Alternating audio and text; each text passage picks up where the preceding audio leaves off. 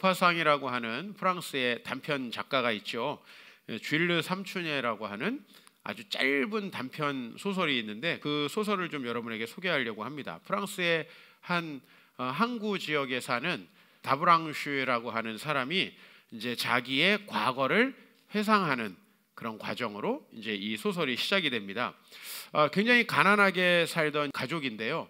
이 가족이 유일하게 좀 기쁘고 즐겁게 함께했던 시간은 일요일 오후에마다 이제 산책을 나가는 거였어요. 그 산책을 어디로 나가냐면 항구로 나갑니다. 왜? 그 항구에는 이제 멀리 미국이나 다른 나라에서 큰 배들이 이렇게 들어오기 때문에 그 배를 맞으러 나가요. 그 배를 맞으러 나가게 된 이유는 바로 이제 오늘 이 소설의 제목인 쥐르 삼춘이라는 사람 때문이에요.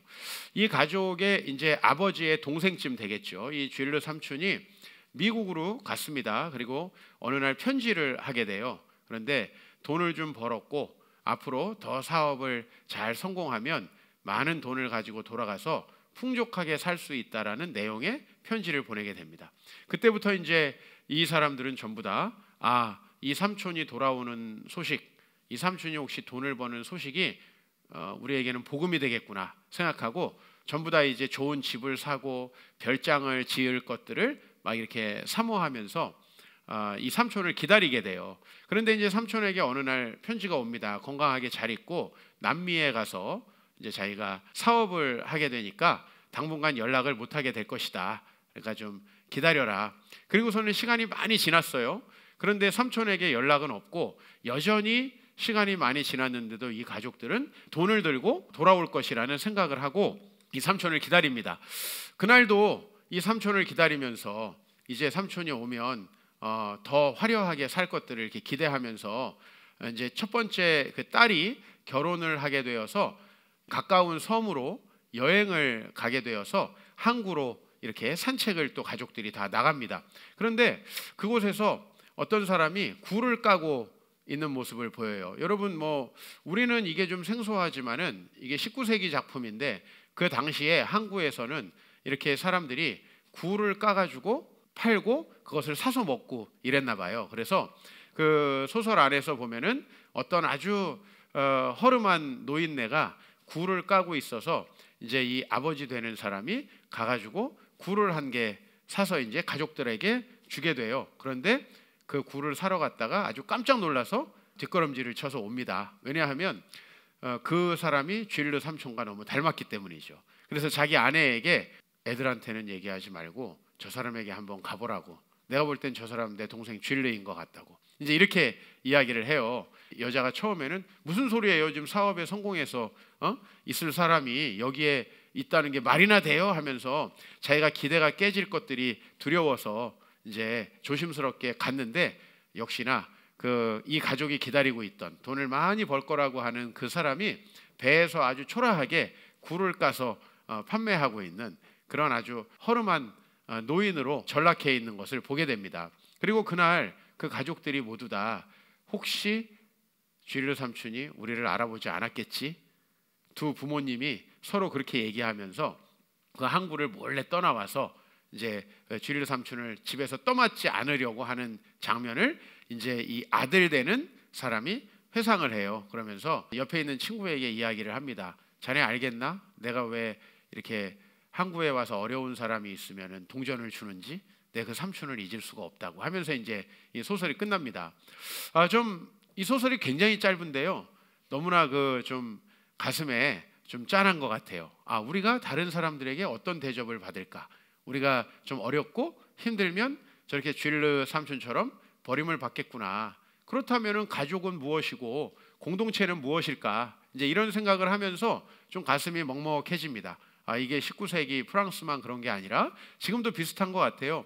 우리가 전화를 받았을 때 이 사람이 나에게 도움되는 사람이면 얼른 전화를 받고 나에게 도움되는 사람이 아니면 우린 전화를 거부하거나 아예 수신 거부를 하는 일까지 생기는데 참 이 모파상이 그런 그 모습들을 잘 섬세하게 이렇게 그려놓은 것을 보면서 제가 공동체가 무엇일까, 가족이란 무엇일까라는 생각을 한번 해봅니다.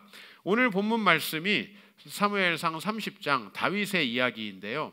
다윗이 자기의 모든 가족들과 또 같이 함께 하고 있는 공동체가 있었어요. 여러분들이 다윗의 공동체 하면 아둘람 공동체를 생각할 거예요. 그 아둘람 공동체가 이제 성장을 해서 더 많은 인원들이 함께 하게 됐고 아마 가족들까지 해서 1000명이 훨씬 넘는 숫자가 있었던 것 같아요. 그런데 이 다윗과 전쟁에 나갈 수 있는 남자들이 자리를 비운 사이에 이 여성들과 그 다음에 아이들과 재산을 미디안 사람들이 와가지고 약탈을 해가게 됩니다. 그래서 이 다윗 공동체가 큰 문제가 생겨요. 이 문제를 어떻게 해야 되겠습니까? 다윗이 하나님 앞에 기도합니다. 그리고 이제 쫓아가서 다시 빼앗아 와라라고 하는 마음의 확신을 얻고 미디안 사람들이 있는 곳으로 찾아서 나아서게 돼요. 그런데 중간에 어떤 일이 벌어지냐면요. 중간에 이제 부솔 시내라고 말하자면 뭐 이게 항상 흐르는 강은 아니고 좀 계절적으로 흐르는 와디라고 하는 거죠. 그래서 이 부솔 시내를 지나가게 되는데 오늘 30장 9절 말씀을 보면요. 다윗과 또 그와 함께 한 600명이 가서 부솔 시내에 이르러 뒤떨어진 자를 거기 머물게 했으며 라고 돼 있어요. 그러니까 600명의 용사가 각자가 전부 다 동기가 있었겠죠. 뭐예요? 자기의 아내, 자기의 자녀들 그리고 자기의 재산을 찾으려고 출발을 한 거예요. 그런데 가다 보니까 400명은 여전히 좀 힘이 남아 있었는데 200명은 힘이 다 떨어져 버린 거죠. 그래서 이 부솔 시내에서 둡니다. 그리고 나머지 400명이 나아갑니다. 30장 10절에 보면은 곧 피곤하여 부솔 시내를 건너지 못하는 200명은 다윗이 거기 머물게 했고 400명을 거느리고 쫓아가게 되었다. 그러니까 이제 200명과 400명으로 나눠져서 200명은 지치고 힘들어서 쫓아가다가 그것을 포기하고 부솔 시내에 남게 되고 나머지 400명이 이제 나아가서 승리를 거두게 됩니다.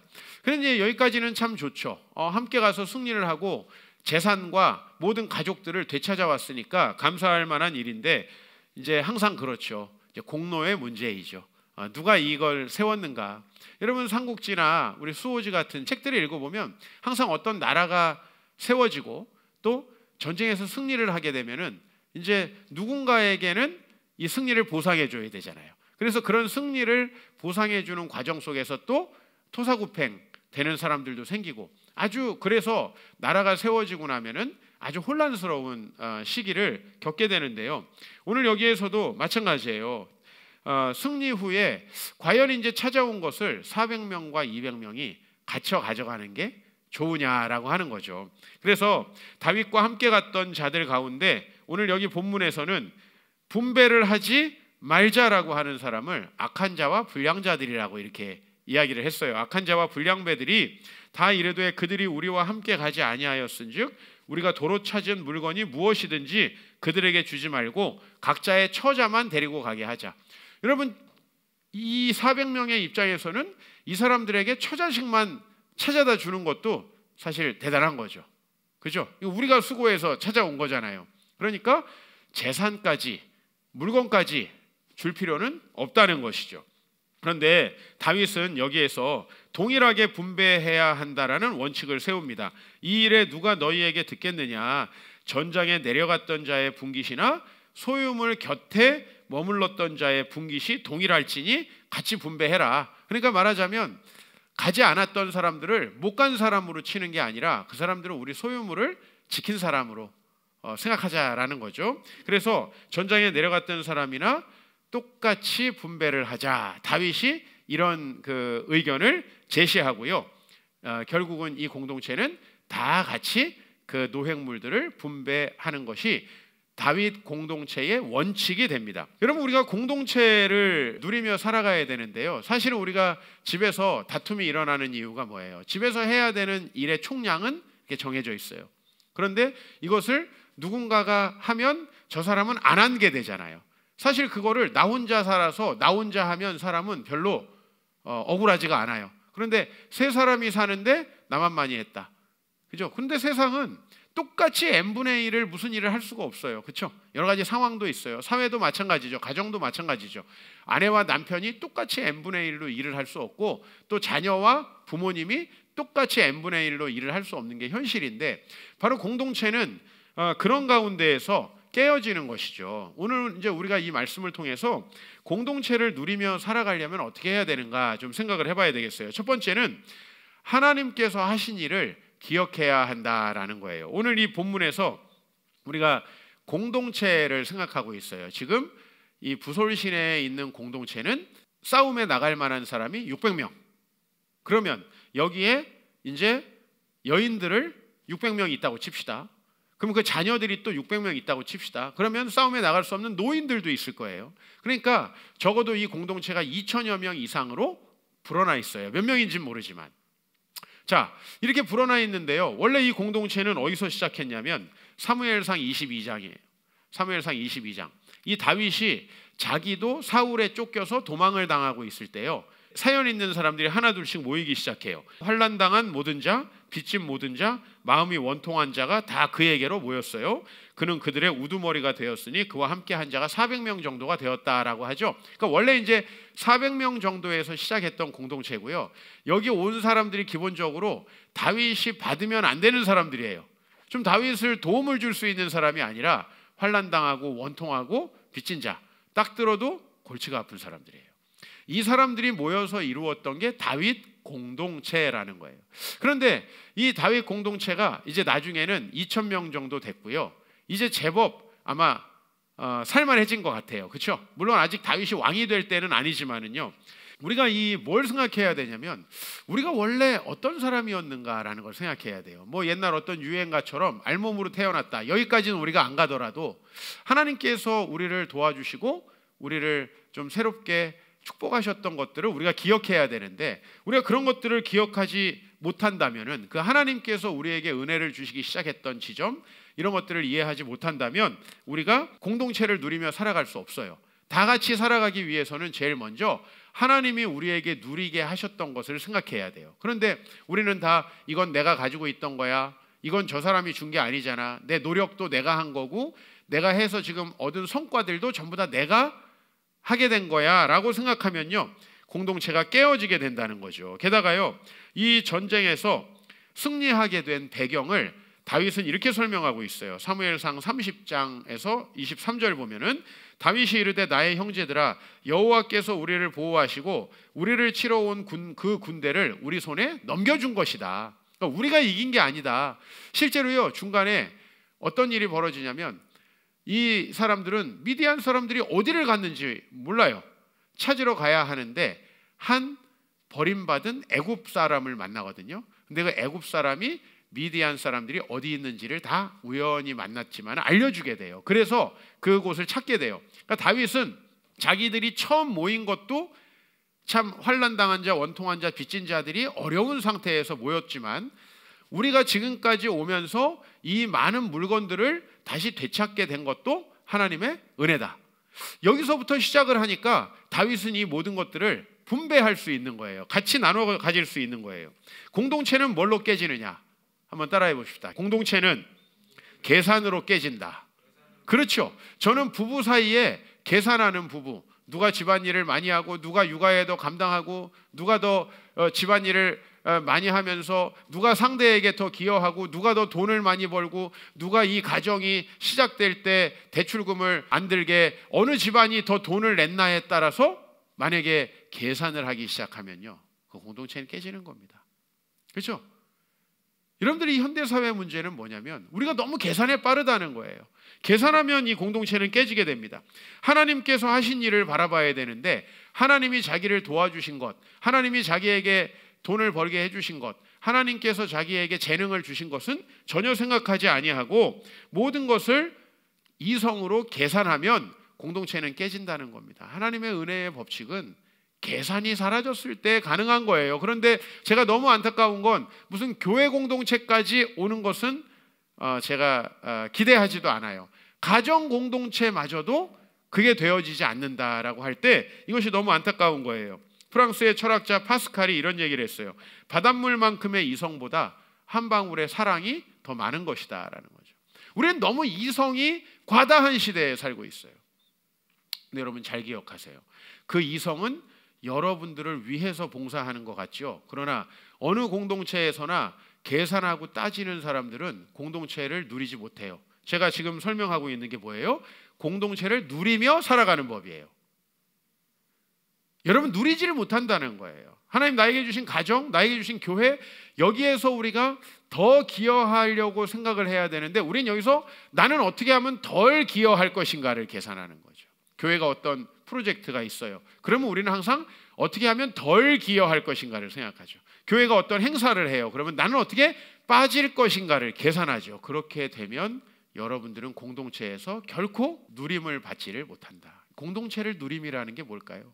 그 안에 있는 그 사랑, 뭔가 그 마음이 참 서로 나누어지는 것, 이거는 도대체 돈으로 살 수 없는 것들인데 그런 거 우리가 얻을 수 없다라는 것이죠. 두 번째로는 여러분이 공동체를 누리고 살려면 미래를 위해서 공동체에 투자를 해야 합니다. 다윗이 오늘 이 사건을 다 마치고 이제 돌아가서 뭐라고 얘기하냐면 30장 26절에 다윗이 시글락에 이르러 전리품을 그의 친구 유다 장로들에게 보내어 주었다. 그러니까 자기가 가서 400명과 취한 것이지만 그곳에 있던 많은 사람들에게 전리품을 보내면서요 이렇게 얘기를 해요. 여호와의 원수에게서 탈취한 것을 너희에게 선사하노라. 다윗은 혼자 갖지 않아요. 본인이 연봉이 높다고 본인이 많은 것을 가졌다고 해서 이걸 혼자 갖지 않아요. 이것을 가급적이면 나누려고 해요. 물론 다윗이 많이 가졌겠죠. 왜냐하면 역대상을 보면요 다윗이 어마어마한 재산이 있었기 때문에 그것을 또 다윗은 다 하나님의 성전을 위해서 드립니다. 다윗이 좀 더 받았던 게 사실이겠죠. 그러나 미래를 위해서 공동체에 투자하는 것이 너무 중요하다. 멀리 가려면 함께 가라라는 책이 있어요. 제가 한 7, 8년 전쯤에 봤던 책 같은데 요즘에 저희 아내가 이 책을 꺼내서 보길래 제가 그 책을 또 오랜만에 다시 이렇게 열어봤어요. 그 책 안에 이런 이야기가 있습니다. 어떤 왕이 이제 그들의 삶이 어떤지를 보려고 어떤 마을에 가가지고 길 중간에다가 큰 돌을 하나 갖다 놓고 그 밑에다가 왕의 친필 편지와 금 100냥을 숨겨놨어요. 처음으로 이제 어떤 사람이 지나가요. 그러면서 어떤 놈이 이걸 여기다 갖다 놨냐고. 아유 진짜 짜증난다고 아침부터 하면서 돌아서 갑니다. 그리고 두 번째는 이제 포졸들이 거기 도착해요. 이놈 걸리면은 내가 반드시 옥에 집어넣겠다라고 하면서 지나갑니다. 어떤 농부가 그것을 지나가다가 이것이 있으면 우리 마을 사람들이 다 힘들겠네 하면서 그것을 한쪽으로 힘들여서 치워놓습니다. 그리고 이제 금화 100냥의 주인공이 되었다라는 거죠. 여러분 우리가 공동체에서요 비난하는 사람들 정말 많습니다. 저는 이번에도 정인아 미안해 이번 주에 아주 추모 물결이 사실 오래전 있었던 일인데 작년에 있었던 일인데 지금 추모 물결이 막 일어났어요. 그러면서 그 반기독교적인 정서도 그 추모에 좀 작용하는 것 같고 그런데 저는 SNS 상으로 많은 사람들이 정인이의 부모를 비난하면서 조롱하는데 과연 우리는 구경하는 사람으로서 뭐 했나? 우리는 과연 이 땅에 있는 수많은 아이들에게 과연 시선을 보냈나? 내 자녀에만 시선이 있었으면서 언제 이렇게 공동체를 위해서 생각했다고 사람들이 미안해 우리가 어떻게 할게. 우리가 정인이를 위해서 할 수 있는 게 없어요. 뭐죠? 이 땅에 남아있는 수많은 정인이 같은 아이들을 우리가 돌보는 일이 우리가 할 수 있는 일이지 정인이의 무덤 앞에 물론 많은 것들을 갖다 놓으셨더라고요. 좋아요 그것도. 또 그리고 정인이의 부모 살인죄로 처벌하라. 다 좋습니다. 그러나 우리가 진짜 해야 될 게 뭘까요? 공동체에 진짜 어렵고 힘든 일들을 우리가 맡는 거 아닐까요? 여러분들이 교회에 다니면서 때로는 소그룹에 시간을 투자하는 것을 싫어합니다. 왜? 내가 지금 살만하고 내가 오히려 시간 투자해서 다른 사람들과 관계 맺고 그분들의 어려운 얘기까지 들어주는 거 난 싫어요. 이런 분도 계세요. 그러나 제가 아까 말씀드렸죠. 멀리 가려면 함께 가라. 그 책에 나오는 내용이에요. 하나 더 이 책에 나오는 걸 소개할게요. 이 심장병이 걸리고 아내도 없이 아들을 키우는 성석 씨라는 분의 사연이 이 책 안에 나옵니다. 이 사람은요 사실 자기도 직업이 변변치 않아요. 그러나 마을 아이들에게 돈가스를 튀겨서 선물해 주는 일을 열심히 하는 사람입니다. 이 사람이 그 돈을 어디서 마련하냐면은 폐지를 주워 가지고 마련을 해서 돈가스 봉사를 하는 사람이에요. 자기 아들이 다니는 학교에 가서 우유를 급식해 주는 일을 또 자원봉사로 열심히 합니다. 이 사람이 어떻게 이렇게 다른 사람들에게 나눌 수 있었을까? 이 가정은 불행한 가정이에요. 아버지도 정상적인 일도 할 수 없는 불행한 가정인데 아빠하고 아들밖에 없는 가정이죠. 그러니까 당연히 아들이 혼자 있을 수밖에 없는 시간이 많은 거예요. 그런데 이 가정을 그 옆집에 살던 할머니가 좀 가엾게 여기고 도와주기 시작했다는 거예요. 그 아들을 챙겨주고 자신이 없을 때 먹을 것도 줘가면서 이렇게 도와줬던 거예요.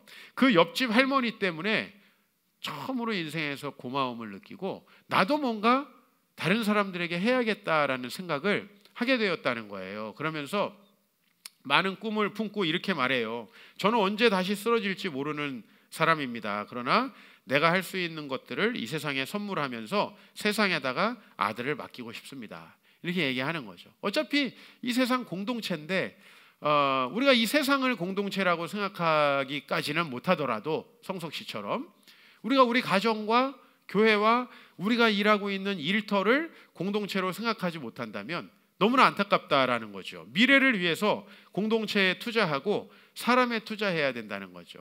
사실은 사람에 투자한다는 게 참 소중한 일인 것 같아요. 그러나 요즘 사람들은 사람보다는 애완동물에 더 많은 것들을 투자합니다.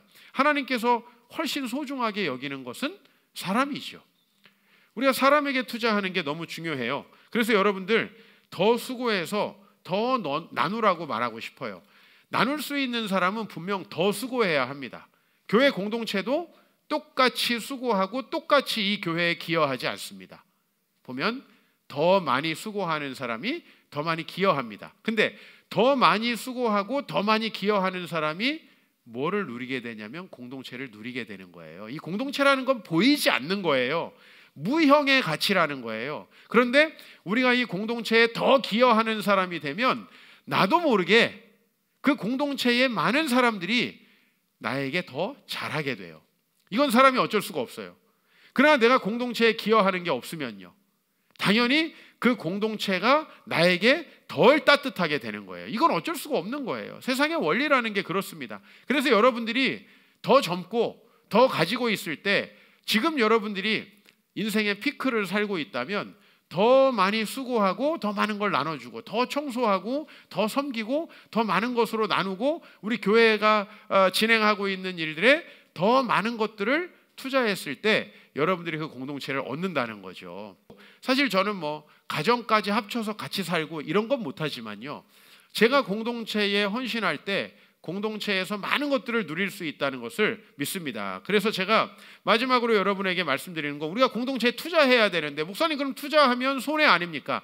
절대 그렇지 않습니다. 세 번째, 공동체에 투자하면 반드시 공동체를 누린다는 것을 믿으시기 바랍니다. 여러분들이 뭔가에 투자하면 얼마의 수익률이 나오는가라는 걸 굉장히 중요하게 생각하는데, 사람은 보이는 돈, 보이는 유형의 것들도 중요하지만 사람이 행복하게 살아가고 특히 행복하게 well dying 하는 데는 우리가 무형의 가치를 어떻게 얻어내느냐, 어떻게 사람들과 더 사랑하고 존경하면서 살 수 있느냐가 너무 중요하거든요. 여러분, 우리가 공동체에 투자하면 공동체에서 뭘 누릴 수 있습니까? 나는 열심히 사랑하다가 배신만 당하고 사랑하다가 어려움만 당했습니다. 여러분, 일부 그럴 수 있어요. 여러분이 10명을 섬기고 10명에게 선을 베푼다면 물론 우리가 받을 것을 기대하고 해서는 안 돼요. 그러나 그 중에서 두세 사람은 우리를 잊어버리고 배신할 수도 있습니다. 예수님도 10명의 문둥병자들을 고쳐줬는데 딱 한 명만 와서 감사하다고 했어요. 그러나 여러분의 예수님의 인생이 얼마나 많은 것들을 희생하고 이 세상을 얼마나 많이 고치고 예수님이 지금도 얼마나 높아졌는지를 보시죠. 다윗을 한번 우리가 살펴볼까요? 사무엘하 23장 8절에 보면은 다윗의 용사들이 나와요. 저는 이 다윗의 용사들을 볼 때마다 나도 이 다윗처럼 사람에 투자해서 정말 다윗의 노년에 또 다윗이 정말 중요한 일을 할 때 많은 걸 얻고 싶다라는 거죠. 저희 교회 표어가 도시 미래 선교 복지입니다. 축구 아닙니다. 도시 미래 선교 복지입니다. 그런데 여러분, 선교 복지 사역은 사실 제가 할 수 있는 일이 아니에요. 여긴 굉장히 많은 돈이 들어가는 일이죠. 그걸 제가 하려고 했으면은 제가 기업을 했어야죠. 그죠? 근데 저는 앞에 도시, 미래예요. 이 도시에 공동체가 필요한 이들, 참 힘들고 어려운 이들, 돕고 사랑하고 그들을 통해서 미래에 영향력을 미칠 수 있는 사람으로 그들을 성장시키면 이들이 선교하고 복지를 할 것이다라는 게 제 생각이고, 그게 제가 이제 생각했던 건 제 30대에는 도시의 교회를 세우고 공동체를 세우고 40대에는 미래에 함께할 사람들을 키우고 이제 50대 60대에 선교와 복지를 위해서 힘쓰자, 뭐 얼추 비슷하게 그런 인생의 길이 돌아가고 있습니다. 하나님께서 아주 일찍 저를 부르신 이유도 그런 것 같고요. 다윗도요, 자기가 전쟁할 때 자기가 전쟁하는 게 아닙니다. 근데 다윗의 용사들이 31명이 나와요. 사무엘하 23장 39절에 보면 이상 총수가 37명이었더라. 그의 공동체는 37명이었어요. 그런데 물론 이제 37명이 그의 공동체 전부가 아니에요. 그러면 다윗이 왕이 되었을 때 이 37명 어마어마한 능력을 가진 사람들이 다윗에게 충성봉사를 하고 목숨을 바쳤어요. 아이러니한 일이지만 다윗에게 아내를 빼앗겼던 우리아가 왜 빼앗기게 됐죠? 다윗에게 엄청나게 충성을 하다가 빼앗기게 됐어요. 집에 가라, 휴가를 가져라, 안 합니다.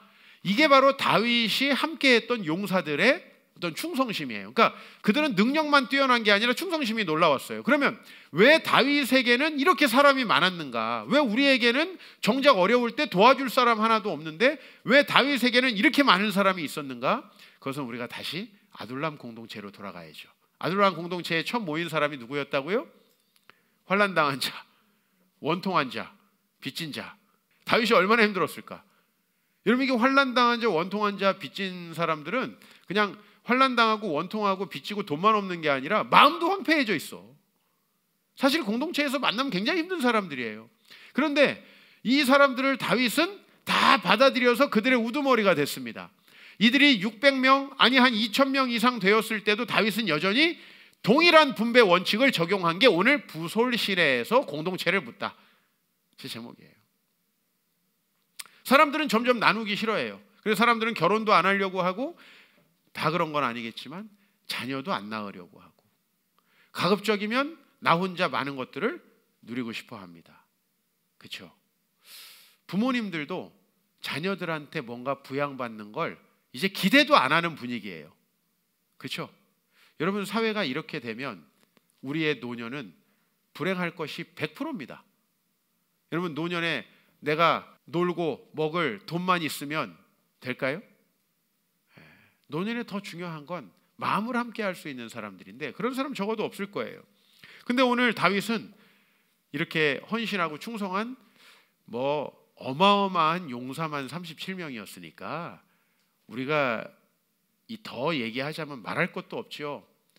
돌이켜보면 다윗은 왜 이렇게 공동체를 누리게 되었느냐 하면 공동체에 어마어마한 것을 주었기 때문이에요. 자신이 뭔가 많은 걸 누리고 있을 때 아니에요. 아둘람 공동체는 언제 생겼죠? 다윗이 사울에게 쫓겨가지고 인생 최악의 밑바닥으로 내려갔을 때 생긴 거예요. 나도 힘든데 누구를 돕는다? 근데요, 제가 목회를 하다 보니까 자기도 힘들고 어려운 사람이 남을 돕는 경우가 많아요. 진짜 여유 있고 풍족한 사람은 더 여유 있고 더 많은 것을 누리려고 나누지 않는 경우가 상당히 많아요. 물론 그런 분들이 나누면 액수가 크고 많은 도움이 됩니다. 그러나 실제로 그런 사람이 많지는 않다는 거예요. 우리는 이런 마음이 생기잖아요. 내가 왕이 됐으면, 내가 왕인데 저 사람들 필요 없는데, 그럴 수도 있잖아요. 그리고 내가 저 사람한테 받은 거는 이만큼인데, 아니야, 저 사람들이 지금 충성한다고 해봤자 내가 쟤네들 환난당하고 원통하고 빚졌을 때 왔는데 그때 다 도와줬는데 이렇게 계산할 수도 있잖아요. 근데 이런 공동체가 계산을 하면 끝난다. 제가 아까 말씀드렸죠. 공동체를 누리려면 미래에 내가 투자한 공동체가 반드시 나를 축복한다고 하는 사실을 기억해야 한다는 거죠. 이것을 인간관계라고 할 수도 있겠어요. 그리고 여러분이 받는 존경과 사랑일 수도 있겠어요. 그러나 반드시 공동체는 그것을 기억한다는 거죠. 행복하게 나누잖아요. 더 행복하게 받는 겁니다. 여러분들이 오늘 정리하죠. 하나님이 하신 일을 기억해야 돼요. 그리고 미래를 위해서 어디다 투자해야 된다고요? 공동체에 투자해야 된다는 거예요. 그리고 우리가 투자할 때 반드시 믿어야 할 거는 주식은 떨어질 수 있고 부동산은 날 배신할 수 있어도 공동체는 절대 배신하지 않는다는 걸 기억해야 해요. 왜? 사람 마음에 있는 그 사람에 대한 기억과 사랑은 절대 사라지지 않습니다. 물론 그 사랑을 표현할 수 없는 어려운 사람들도 있죠. 그러나 여러분, 누군가는 반드시 사랑을 표현하더라고요. 저는 청년사역 우리 교회에 오기 전에 7년을 했는데요, 정말 청년들하고 많이 자고 동고동락했던 것 같아요. 제가 하루에 전화를 가장 많이 한 거는 11시간. 근데 걸리버 전화기로 뜨거워져가지고 제가 귀에서 떼고서는 했던 이런 기억이 나요. 너무 뜨거워가지고. 어려운 일 있다, 사정이 있다, 그걸 외면할 수 없었어요. 그게 아주 시시콜콜한 일이더라도 하루 종일 정말 전화를 받다가 목이 쉰 적도 있어요. 제가 그렇게 청년들하고 공동체를 이뤘어요. 그런데 그 청년들이 제 위기 상황에서 정말 저를 많이 돕더라고요. 공동체는 배신하지 않더라고요. 정말 2005년도 제가 교회를 사임하고 아버지가 돌아가시고 암 진단 받으시고 제가 우리 교회를 개척하기까지 이 어마어마하게 힘든 2005년도 15년 전에 그 시간들을 정말 그 사랑으로 이겨내고 버텼던 것 같아요. 청년들이니까 아무 보답도 못한다고요? 천만에요. 천만에요. 어마어마한 물질과 사랑으로 저에게 보답을 해주더라고요. 목회자들과 이룬 공동체들이 있습니다. 이번에 제가 여러분 아시다시피 제 이 설교는 녹화된 설교고 지금 이제 저는 수술해가지고 병원에 있겠죠. 제가 동생에게 신장을 이식한다고 이제 기도 부탁을 우리 페이스북에 목사님들에게 했습니다. 그리고서는 저에게 제일 먼저 연락이 온 사람은 캐나다에 있는 아주 가난한 작은 교회 목사님이에요. 제 친구 목사님. 사실 최근 10몇 년 동안 우린 2번밖에 못 만났어요. 제가 캐나다 갔을 때 1번 만났고 그분이 한국 왔을 때 1번 만났고. 근데 그분이 저한테 그 어려운 상황에서 쌈짓돈을 보내면서, 사실 안 보내도 돼요. 근데 그걸 보내면서 뭐라 그러냐면, 이건 절대로 남을 위해 쓰지 말래요. 이건 절대로 자네를 위해서, 자네가 몸이 좋아져야 되니까 자네를 위해서 쓰라는 거예요. 제가 정말 위로가 되더라고요. 수술을 들어가는 이 마음이 제가 전혀 두렵거나 힘들게 생각이 들지 않아요. 굉장히 담대하게 제가 이 과정들을 이렇게 소화하게 된 것은 그런 공동체의 힘인 것 같아요. 제가 수술하는 걸 알고 이 설교를 녹화하기 전날 2분에게 문자가 왔어요. 우리 교회 성도님들은 아닌데요, 한 분은 목사님이시고 한 분은 성도님이세요. 그런데 2분이 금요일 날 제가 수술하는 날 저와 제 동생을 위해서 하루 종일 금식을 하겠대요. 그래서 저는 드셔도 되는데 싶지만 제가 감사히 받겠다 그랬어요. 공동체는 살아 있습니다. 제가 사실 그분들에게 많은 걸 준 것도 아니에요.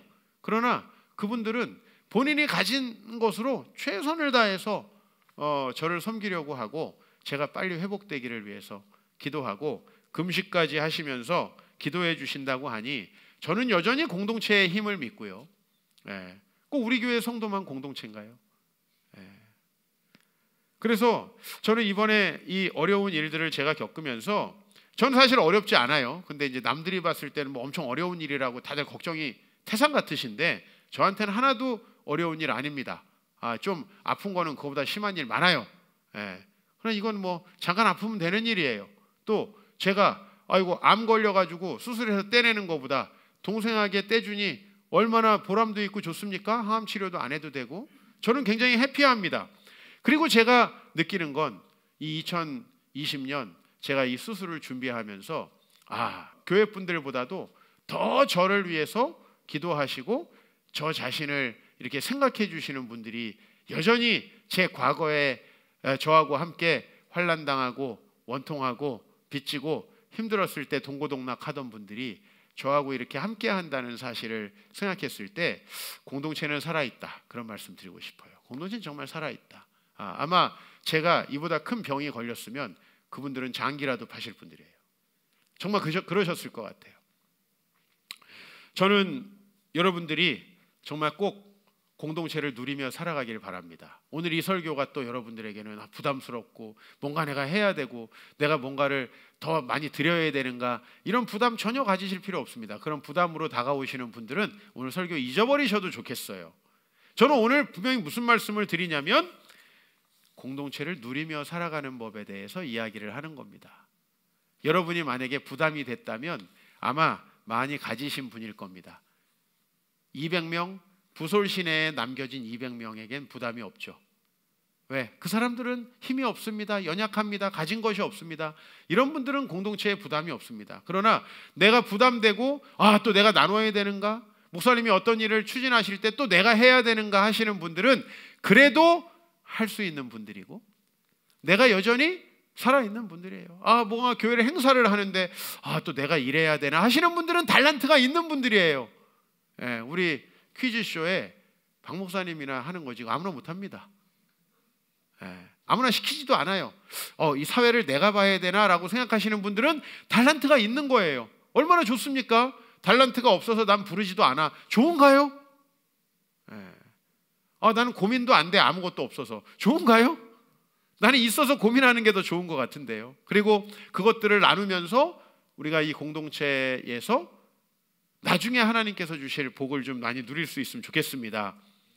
우리는요, 이렇게 공동체에 대해서 설교를 하면서도 우리 자신이 400명에 해당하면 잘 나누지 않으려고 할 거예요. 그건 우리의 본성이에요. 우리가 200명에 해당한다면 공산주의를 원하겠죠. 다 걷어서 공동분배하기를. 여러분, 우리가 그런 심보가 있기 때문에 복을 못 받는 거예요. 그 마음을 버리셔야 돼요. 내가 나눌 게 없는 분들은 나의 부족함, 연약함을 인정하고, 가진 분들을 시기하고 질투해서는 안 돼요. 그리고 400명에 해당하시는 분들은요, 여러분 반드시 미래를 믿고, 다윗과 같은 수많은 사람들이, 여러분 다윗이 왕이 된 다음에 아부한 사람들은 그렇게 안 해요. 절대로. 그죠? 다윗도 관직을 딱 내려주면서 충성하세요. 그러면 그 사람이 자기를 배신할 것을 항상 두려워한다고요. 로마의 황제들의 역사를 기록한 로마 제국 패망사라는 책이 있죠. 근데 그 책에도 보면은요, 이 로마 황제들이 얼마나 고통스러웠는지를 얘기해요. 이 사람들은 한 번도 음식을 마음대로 먹을 수 없었고 잠도 잘 수가 없었다. 왜? 언제 누가 자기를 죽일지 모르기 때문에. 이 사람들은 공동체를 위해서 희생하는 사람들이 아니고 다른 사람 위해서 군림하던 사람들이에요. 그러나 다윗은 수많은 사람들이 그를 돕더라는 것입니다. 우리 가정에 어떻게 해야 될까요? 이제 좀 적용을 해봐야 되겠죠? 가정에 경제적으로 더 기여하는 사람이 가정에서 우위를 점하는 경우가 너무 많더라고요. 전 너무 불행하다고 생각합니다. 그 가정은. 내가 이 가정을 먹여 살리니 당신은 조용히 집에 있어라. 이게 옛날에 가부장제 그 남편들이 했던 거 아니에요? 근데 요새 이런 똑같은 일들을 남편과 아내가 누가 이니셔티브를 갖고 있든지 하더라는 거예요. 난 이 가정은 이미 끝났다. 여러분, 서로가 내가 더 기여하기 때문에 내가 목소리를 높인다면 그건 이익단체이지, 그건 공동체가 아니죠. 400명이 내가 가져왔으니까 너는 처자식이나 찾아가라. 이게 어떻게 공동체가 되겠어요? 다윗도 만약에 그런 식으로 했다면 37명의 용사가 절대 없었을 것이라고 봅니다. 그게 우리 미래예요. 경제적으로 더 기여한다고 해서 가정의 우위가 점해지면 안 됩니다. 그러면 아마 상대방도 내가 집에서 하는 일이 얼마나 많은지 알아? 하고 따질 겁니다. 이 얘기 많이 들어보신 분들은 회개하세요. 내가 집에서 하는 게 얼마나 많은지 알아? 나도 많이 들었었어요. 이건 잘못된 거예요. 서로 가정에서 생기는 관계의 문제를 회피하면 안 돼요. 누군가가 우리 확대 가정에서 어려움이 있으면 돕는 것이 마땅하지, 나는 없어 쥐르 삼촌을 외면했던 다브랑시 가족처럼 여러분, 우리가 그렇게 한다면 우리의 미래는 없을 것 같아요. 여러분, 어떤 관계에 문제가 생겨서 그 관계가 나는 빠져도 되는 문제라 할지라도 우린 적극적으로 그 모든 일에 내가 개입하고 내가 기여하려고 해야 돼요.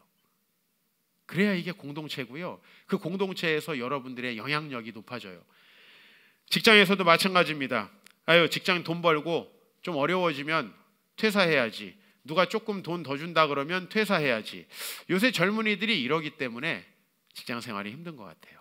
직장에서 사람들은 전부 다 돈을 벌고 어려움은 책임지지 않으려고 합니다. 거기서 어떤 영향력이 생기겠어요? 여러분, 교회 공동체에서도 책임은 지려고 하지 않고 이익만 보려고 하는 사람, 챙겨야 되는 거는 알지만 싫죠. 그렇죠? 챙겨야 되는 건 알아요. 그러나 사람 마음이 싫어지는 건 어쩔 수가 없는 거예요. 그렇듯이 여러분, 우리가 직장에서 최선을 다하고 항상 월급보다 더 기여하는 사람이 되라. 저 교회에서 일했어요.